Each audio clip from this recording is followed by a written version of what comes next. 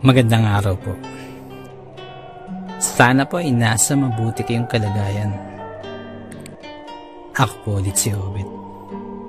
At meron na naman po tayong kwentong ibabahagi sa inyo. Ito po ay naganap sa totoong buhay. Ang kwentong ito ay nangyari sa lalawigan ng Cebu. Ito po ang kwento. Ako po si Nico.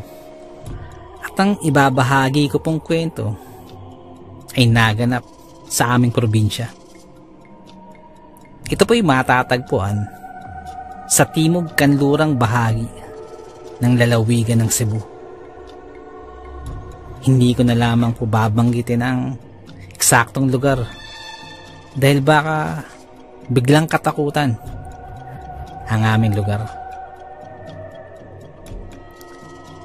Yung lugar po kasi namin parang compound. Magkakalapit lang kasi ang mga bahay namin. At halos lahat dun mga kamag-anak namin. Kami lang ang nakatira dun. Ang pamilya namin. Panahon ng tag-init na nun.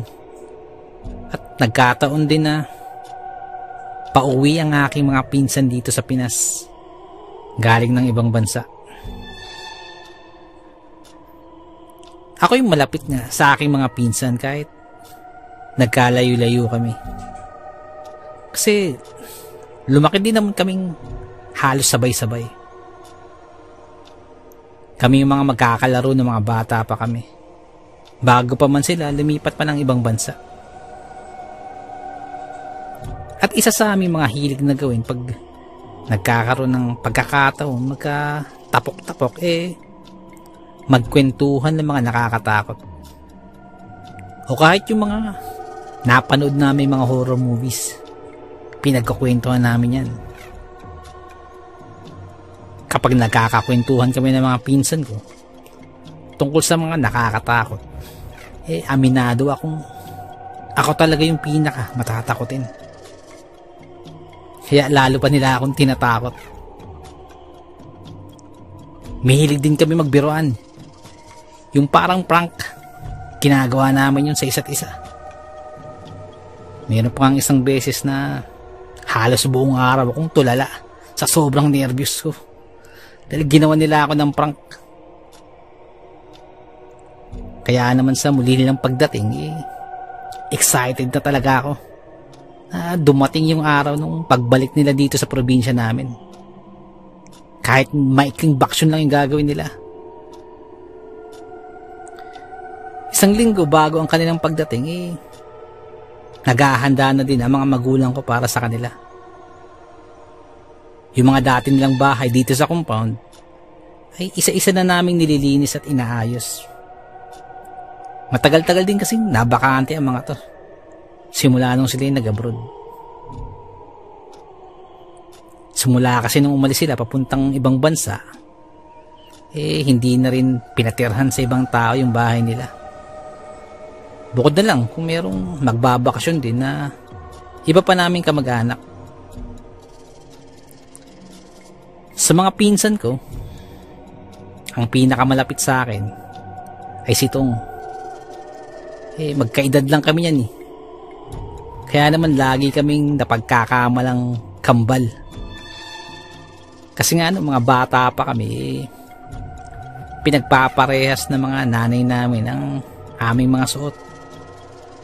Parehas pa kami lagi ng pinapasukan ng eskwelahan.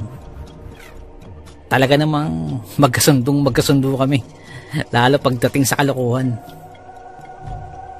Sabik na akong na magkita kami ulit nitong. Kasi kahit na magkalayo kami, patuloy naman kami nag-uusap. Patuloy yung komunikasyon namin. Lalo pa ngayon na madami ng paraan para makapag-usap at makita ang isa't isa sa online o sa FB. O kaya sa mga online games.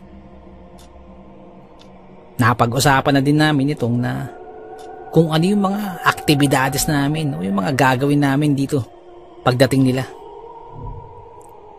Siyempre, Kasama na doon ang pagpunta sa tabing dagat at ang mag-mountain bike.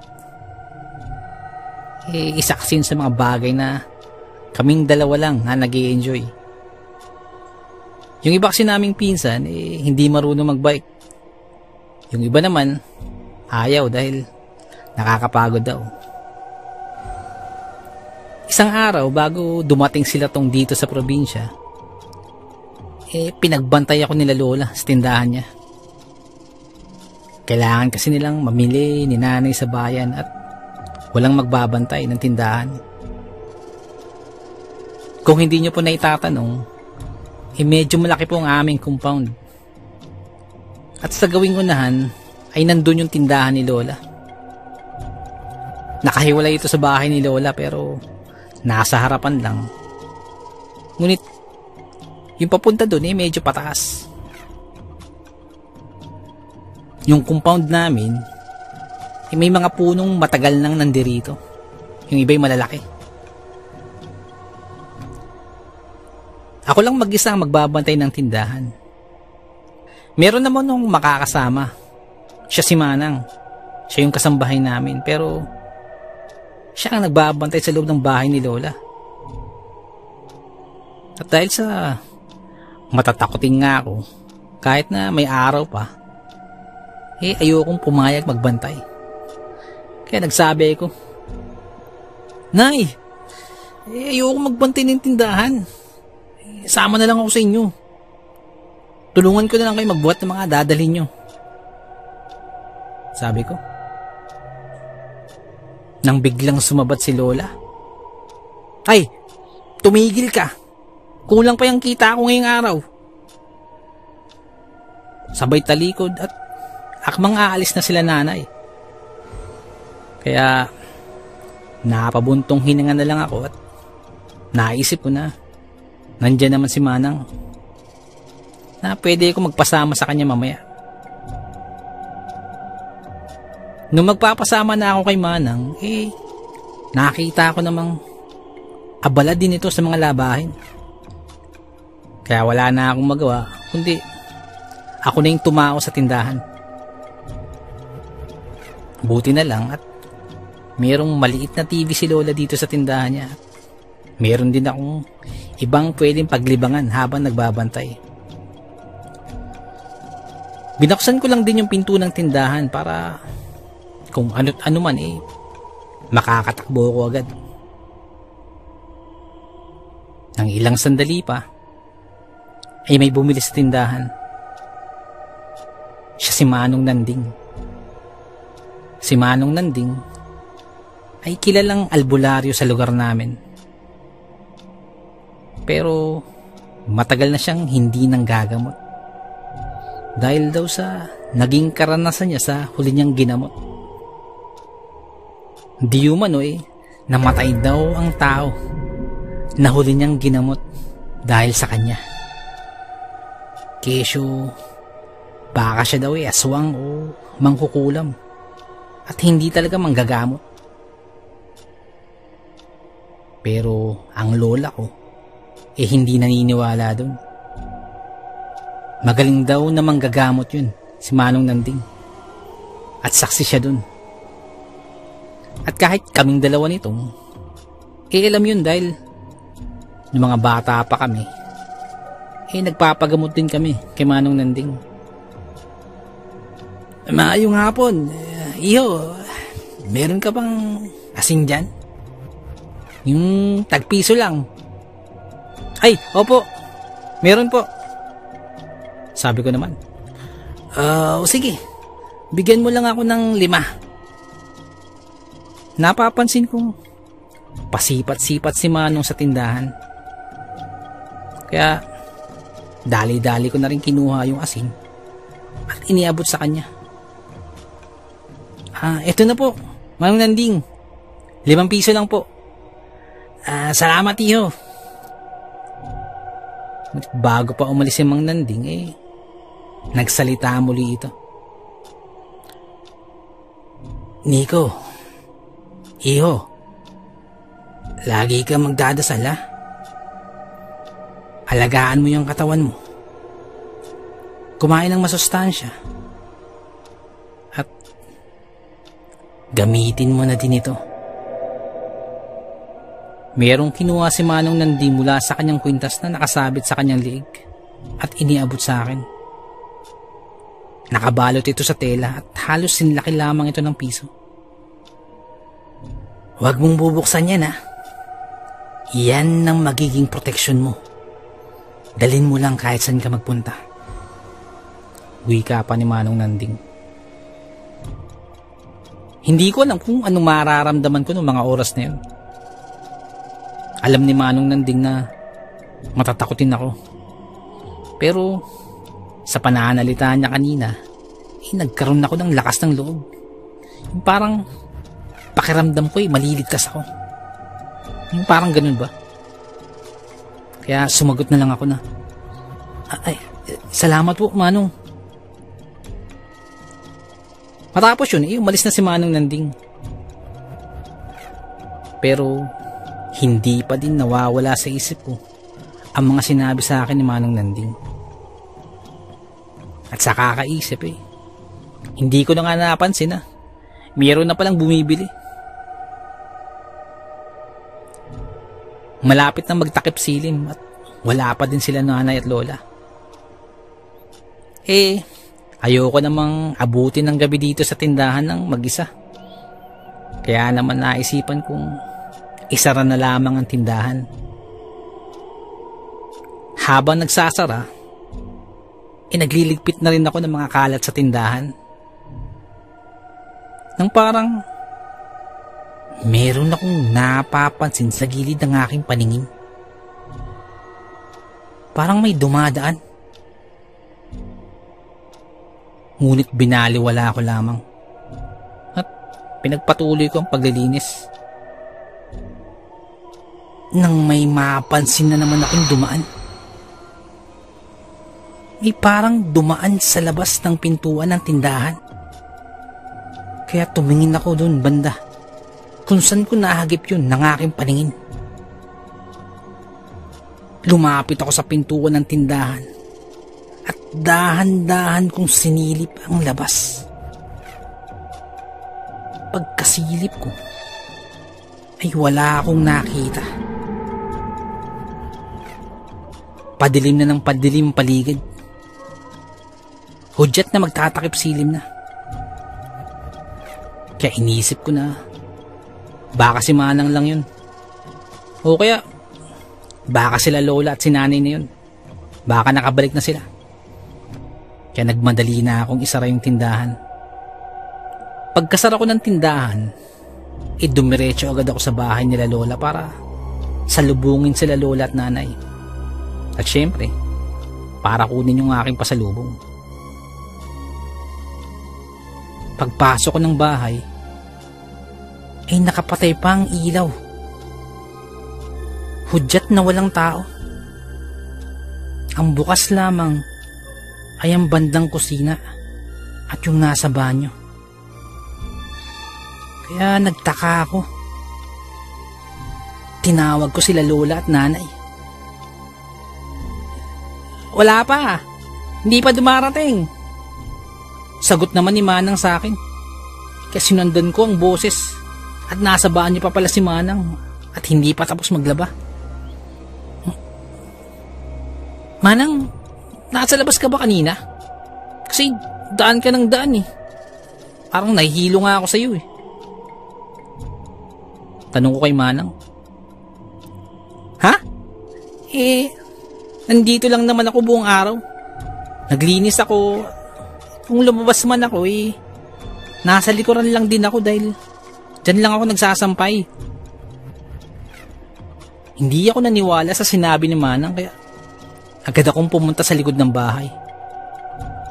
At pagkakita ko wala ngang ibang tao. At panay mga sinampay lang ang nakita ko. At pawang mga bagong labang mga to. Manang, huwag ka namang manakot ng ganyan. Alam niyo namang matatakotin ako Sabi ko. Ay nako, wala akong alam dyan sa sinasabi mo Pagdepensa pa ni Manang. Maya-maya pa, ay dumating na din sila nanay at lola. Dahil dun nawala na ang aking takot. At isa pa, dala na nila nanay ang binilin kong pasalubong.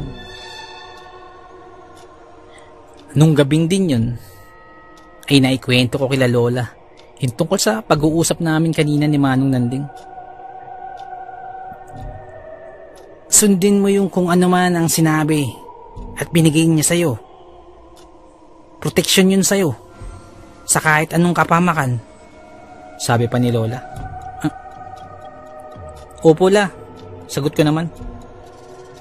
Kaya kinabukasan, araw na ng pagdating nila tong dito sa probinsya. Excited kaming lahat. Tanghalian na nung makarating sila sa amin. Kaya instant family reunion yun. Masaya kaming lahat sa pagtitipon na yun. Kainan, inuman, kwentuhan, parang wala nang bukas. Kinagabihan, eto na nga, nanonood kami ng horror movie sa bahay nila lola. At sa kalagitnaan ng palabas, bigla akong nakaramdam ng naiihi ako. Kaya agad akong pumunta sa banyo. Ngunit pagpunta ko, sakto namang may nauna sa CR, kaya wala na akong magawa kundi dun umihi sa likod bakuran nila lola. At dahil gabi na, naisip kong magpasama kay Tong. Tong! Samahan mo ako dun sa likod, sabi ko. Anong gagawin natin dun? Talong naman itong. Sige na, sama mo lang ako. Bantayan mo ako. Ihilang ako saglit. Pagkadinig dun, pinagtawanan ako nito. Talawan kay ka. O sa Tagalog pa duwag ka talaga. Sige na, kahit dyan ka lang sa may pintuan, sabi ko. Kalaunan pumayag din ito. Kaya pumunta na kami sa likod bakod nila lola. Ngunit ako lamang ang pumunta dun.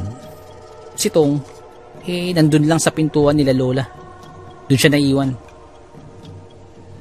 Kahit medyo kinakabahan, nagpatuloy pa din ako. Madilim na yung paligid. At nung naabot ko na yung bakod sa likod, umihi na ako. Habang umiihi, parang may naririnig.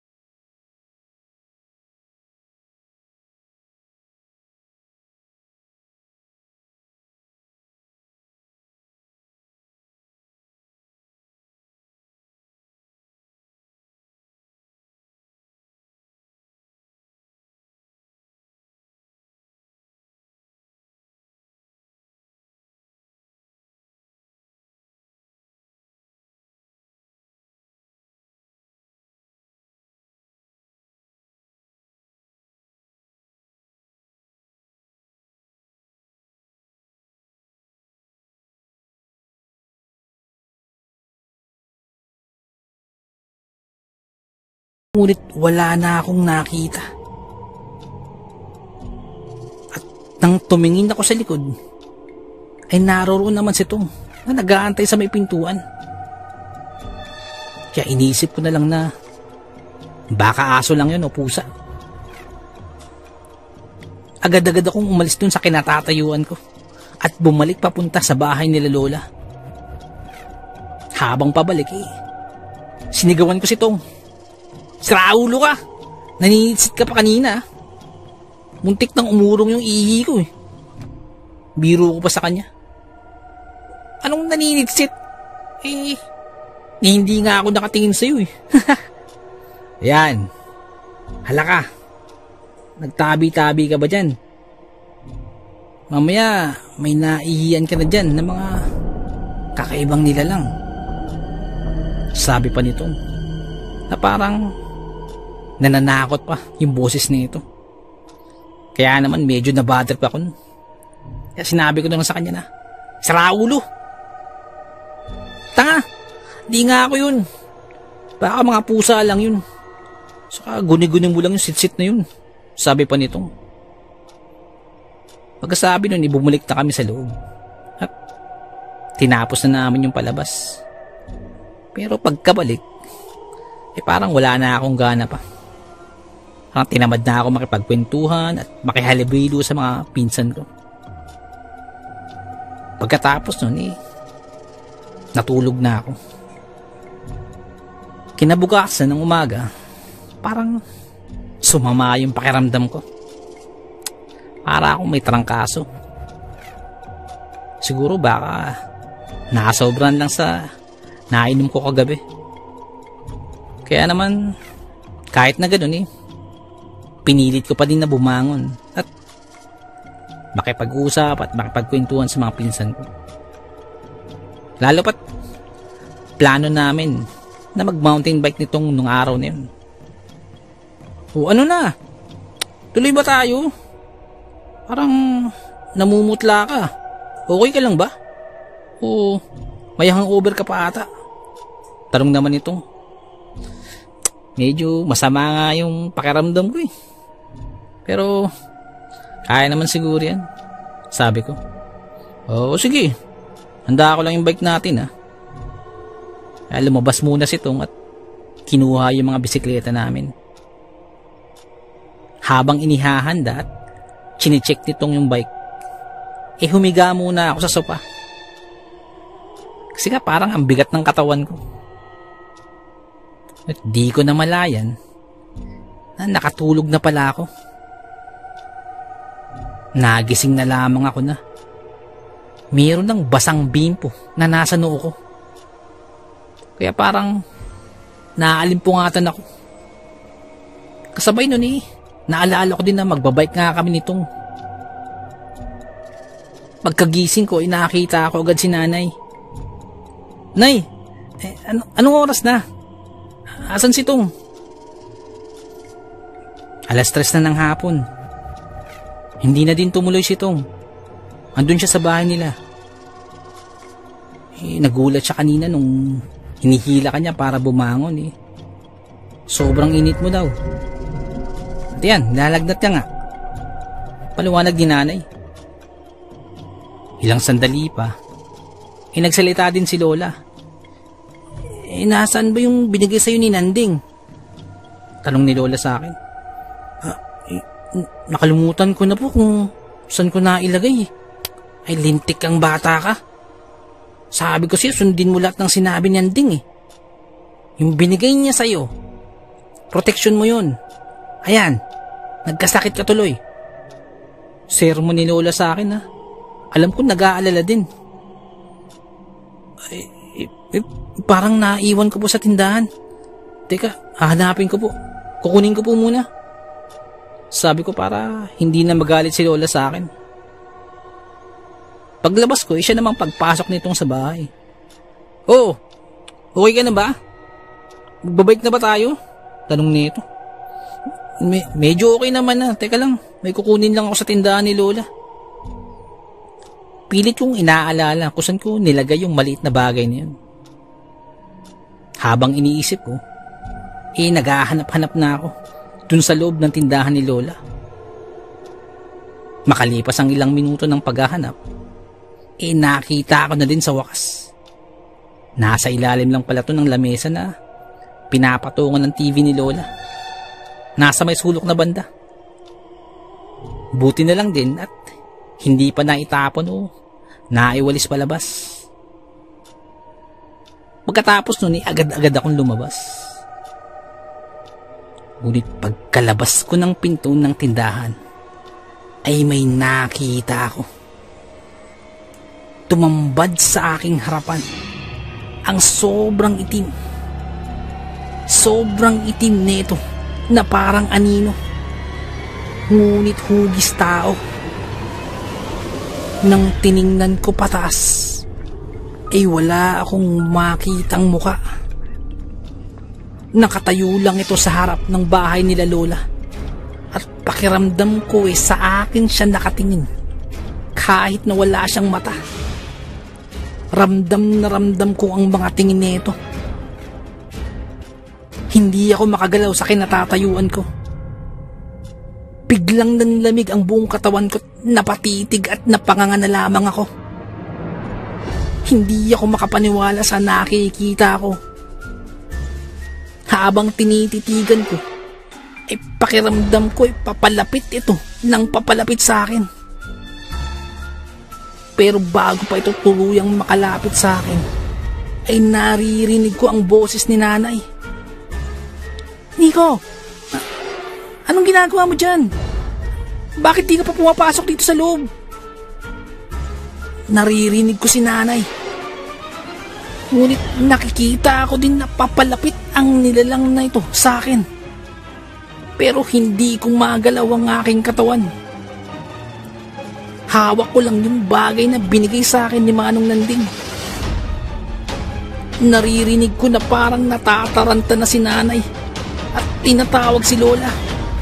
At tinawag pa ang iba naming kamag-anakan na humihingi ng tulong. Ngunit sa mga oras na yun ay wala akong magawa. Ni hindi ko magawang ihakbang ang aking mga paa. Nang ilang saglit pa ay nawalan na ako ng malay. Hindi ko na alam ang masusunod pang mangyayari.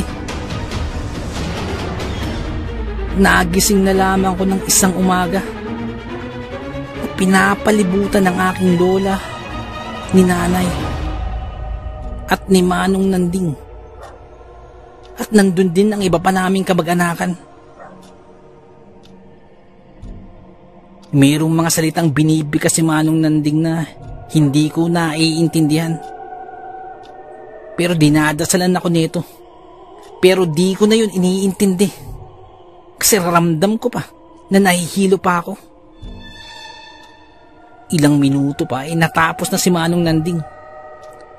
Parang hapong-hapo ito at pinagpapawisan ng sobra. Maya-maya pa ay pinabangon ako ni Manong Nanding. Subukan mga bumangon. Pero dahan-dahanin mo lang. Sinubukan ko ngang tumayo. Habang ako'y inaalalayan din ni Manong Nanding at ni nanay.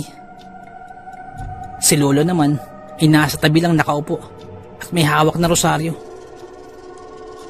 Oh, kamusta na ang pakiramdam mo? Tanong ni Manong Nanding. Parang magaan na po yung pakiramdam ko. Sabi ko. Ilang oras na po ba ako natutulog? Tanong ko naman. Pagkadinig nila, ay nagkatinginan silang tatlo sa tanong ko. Nak, 3 araw ka ng tulog. Akala nga namin hindi ka na magigising. Sambit ni nanay na parang naiiyak-iyak pa. Nagulat ako sa sinabi ni nanay. Hindi ko akalain na ganun katagal na ako walang malay. Ano po bang nangyari sa akin ay? Tanong ko. Biglang nagsalita si Manong Nanding. Sinabihan na kita na dapat dala mo palagi yung bagay na binigay ko sa'yo. Yung nakita mo. Hindi basta-bastang engkanto yun. Gusto kanyang kunin at dalhin sa kanilang lugar. Hindi sila mabubuting engkanto. Paglalahad ni Manong Nanding. Hindi ko lubos maisip na mararanasan ko ang ganitong pangyayari. At sa mga oras na yun, hindi ko namamalaya na tumutulo na ang aking luha. Naiisip ko kasi na kung gaano nag-alala ang aking nanay at si Lola sa pangyayaring yun.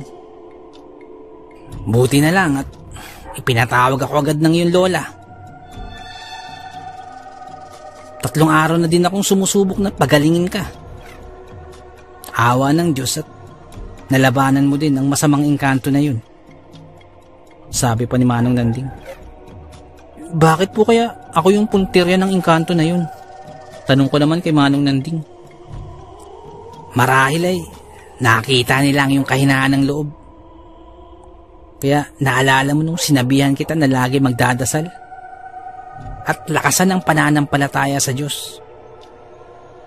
Inaamin ko na hindi ako paladasal na tao. Kung minsan pa nga tinatanong ko yung Diyos at ang aking pananampalataya sa Kanya.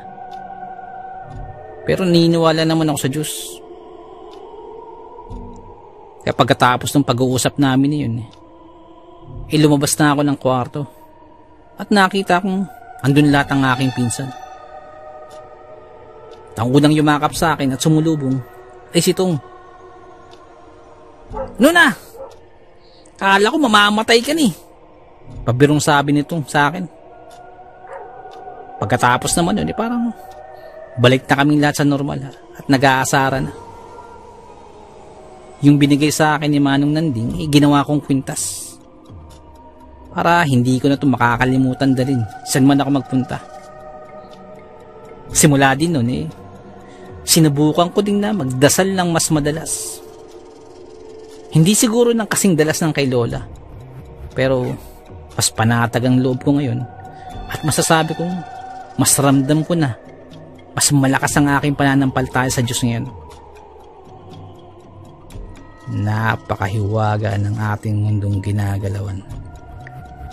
Napakaraming bagay ang mahirap ipaliwanag, pero nagaganap. Hanggang dito na lamang po. Salamat po sa pakikinig. Magandang araw po.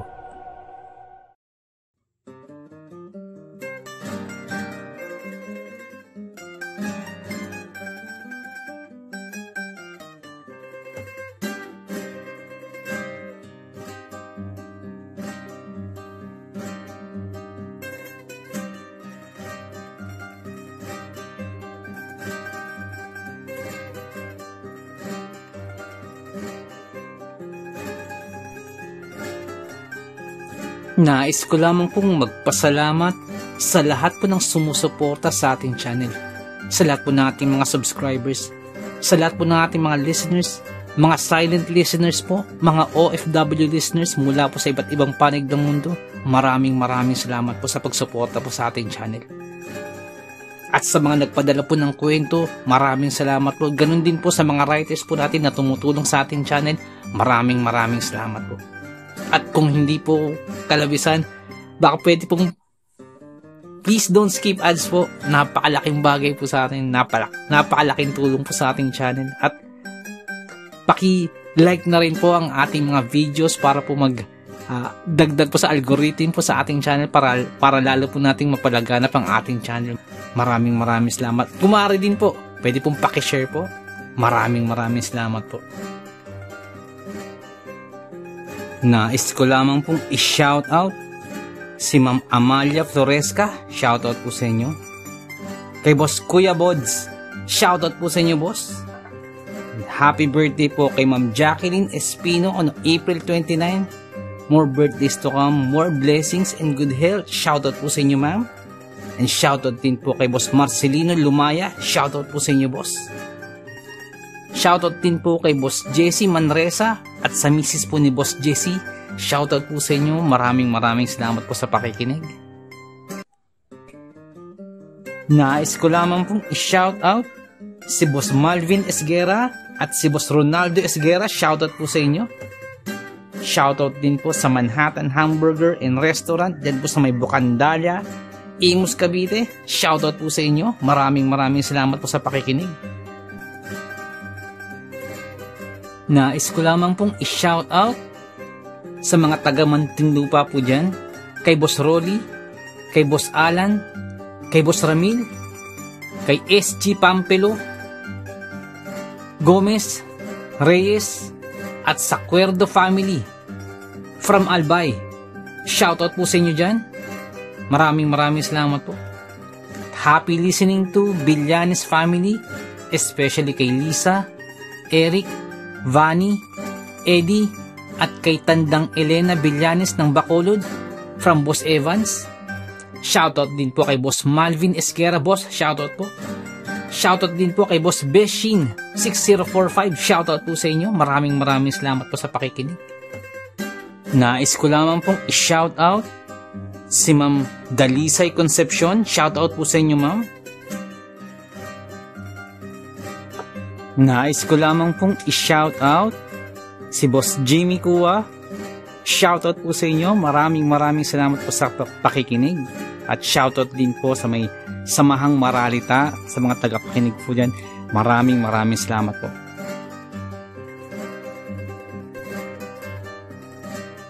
Nais ko lamang pong i-shoutout si Ma'am Elena Ravina Villanes. Happy 90th birthday po. More birthdays to come, more blessings and good health. Shoutout po sa inyo, Ma'am Elena. Shoutout din po kay Ma'am Jacqueline Espino. Shoutout po sa inyo. Shoutout din po kay Marlon Perez, Tito Boy. Salamat po sa pakikinig. Shoutout po sa inyo dyan. Nais ko lamang pong i-shoutout si Boss Ruel Verano, dyan po sa may Cebu. Shoutout po sa inyo, boss. Shoutout din po kay Lola Cording ng Suha, San Teodoro, Oriental Mindoro. Shoutout po sa inyo dyan. Ang shoutout pong ito ay mula po kay Boss Andy Galoso. Shoutout po. Shoutout din po sa tropang One Battle. Mula po kay Boss Ryan Valenzuela. Shoutout po sa inyo.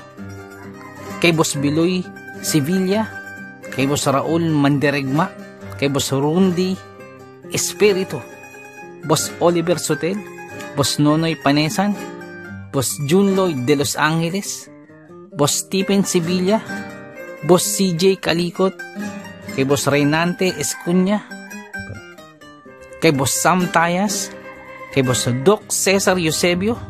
Shoutout po sa inyo dyan po sa may Blooming Treat, Dimasalang. Maraming salamat po sa pakikinig. Kay Boss Ryan Valenzuela, shoutout po sa iyo, boss. Nais ko lamang pong i-shoutout si Boss Sol Luna. Boss, shoutout po. Maraming salamat po sa pag-share po sa ating kwento. Salamat po, boss. At shoutout din po kay Boss Dipred. Boss, maraming salamat po. At kung may time po kayo, bisita lang po sa channel po ni Boss Dipred. Dipred Mystery Files. Magaganda po ang kwento ni Boss Dipred. May time po kayo, bisita lang po sa channel po niya. Shoutout po sa inyo. Shoutout din po kay Ma'am Elizabeth Arnaiz. Shoutout po sa inyo, ma'am. Nais ko lamang pong i-shoutout si Boss Marlon Paro. Boss, shoutout po. Shoutout din po kay Boss Malvin Esguera. Boss, shoutout po sa inyo. Nais ko lamang pong i-shoutout si Boss Bulag na Anghel. Boss, shoutout po sa iyo. Salamat po sa pakikinig. Shoutout din po kay Boss Benji Cayetano. Boss, shoutout po. Shoutout din po kay Ma'am Annie Viloria. Shoutout po sa inyo.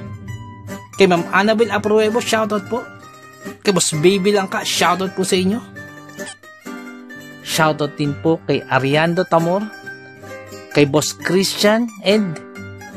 At kay Boss Ferdinand Tamor. Diyan po sa may Las Piñas.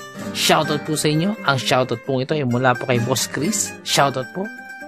Shoutout din po sa Marcos family dyan po sa may Antipolo. Shoutout po sa inyo. Ang shoutout po ito ay mula po kay Boss Fernando. Shoutout po sa inyo.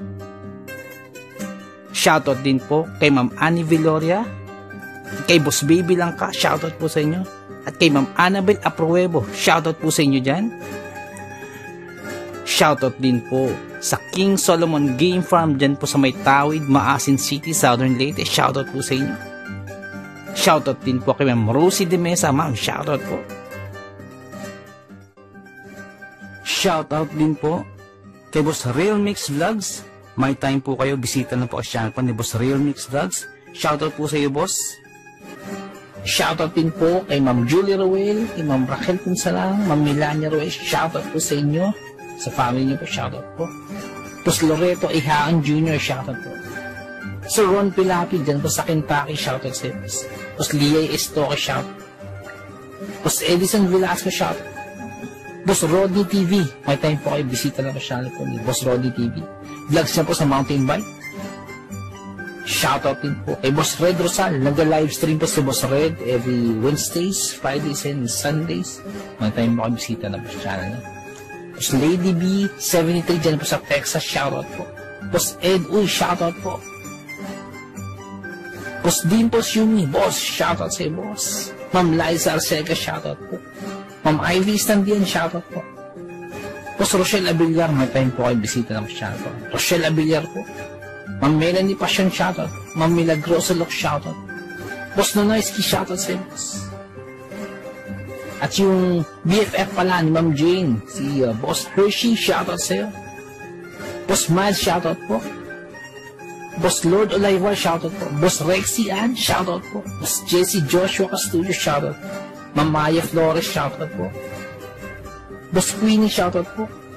Boss Alberto Liano, shoutout po. Ma'am Michelle Cedron, shoutout po. Ma'am Susan De Los Santos, shoutout po. Boss Ron and Ma'am Lenny Fee, shoutout po sa inyo. Sir Reynaldo Silong, shoutout po. Ma'am Charlene Gumansing, shoutout po. Boss Psychic Scorpio, shoutout po. Ma'am Marianita FL, shoutout po. Boss James Channel, may time po kayo bisita na po channel po ni Boss James. Ma'am Maribel Salcedo, shoutout po.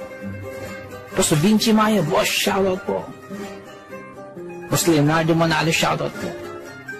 Boss Yumi Cotton TV, shoutout sa boss. May time po kayo bisita lang sa channel, Yumi Cotton TV. Boss Yoreski Escalona, shoutout sa boss. Boss Jopay Bertuto, boss, shoutout sa Ate Peng, shoutout po. Ma'am Elaine Almera, shoutout po. Boss Supremo Ploxky, dyan po sa Cavite, shoutout sa boss. Ang Bless na Baka, shoutout po. Ma'am Christian, dyan po sa Hamburg, shoutout po. Kaya, Sir Alex of Southern Mindanao Creepy Experience, shoutout sa iyo, sir.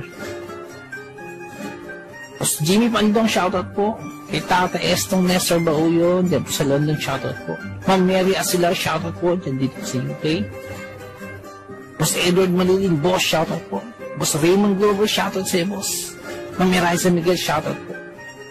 Shoutout po kay Boss Ricky Gonzalez, kay Boss Bobby, kay Ma'am Milagros Gonzalez, kay Sir Romeo, shoutout po sa inyo. Boss Sai 1986 Vlog, may time po kayo bisita ng channel, Sai 1986 Vlog. Boss Young's Life, shoutout. Boss Russell Ferreira, shoutout. Boss Mslack, shoutout. Miss Jabel, shoutout po. Boss Choji D, shoutout. Ma'am Liza Arcega, shoutout po. Ma'am Selena Rawato, shoutout po. Boss Francis Maula, shoutout po. Boss Stacy Vlog, dyan po sa Spain, shoutout po. Boss Mary Tales, may time po kayo bisita ng channel po ni Boss Mary Tales. Ma'am Mirna Boho, shoutout po. Boss Kamandag Pigeon TV, mahilig po kayo sa Alapati, bisita po sa channel po ni Boss Kamandag Pigeon TV. Ganun po kay Boss Titan Love TV. Boss DJ and George, mahilig po kayo sa bedtime stories, bisita lang po sa channel po nila. Boss Horseshoe TV, mga vlogs po nila sa Japan, bisita lang po sa channel. Boss J Palo, shoutout. Boss Pedro Tampo, shoutout po. Ma'am Maria Lizel Barro, shoutout. Ma'am Aubrey Delgado, shoutout sa iyo, sa family po, sa husband niyo po. Boss Camelo Aroy, boss, shoutout sa iyo dyan, sa mga taga Southern Leyte. Kay Boss Jesse ang Manuel at Horror Stories, may time po kayo bisita lang sa channel niyo. Boss Nico, shoutout sa iyo, boss. Boss Ron Misa, shoutout po. Ma'am Erica Tihano, shoutout po. Boss Angie Tatifuco, shoutout po. Ma'am Ana Sato, shoutout po. Ma'am Eli Cono, shoutout po. Boss Freya Sword, shoutout sa iyo, boss. Boss Resi Madrid, shoutout po. Lutong Bahay ni Ming, shoutout. Boss Wency 66, shoutout po. Boss John Reyna Zakati, boss, shoutout. Kay Ma'am Lea Velasquez, shoutout po. Kay Ma'am Shirley Carillo, shoutout po. Sa mga hindi po nabanggit, pasensya po, bawi po ako next time. So, naibigan po ninyo ang ating kwento.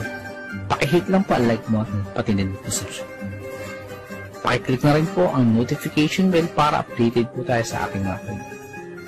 Kung may nais po kayong sabihin, pakiiwan lang po sa ating comment section. Maraming salamat.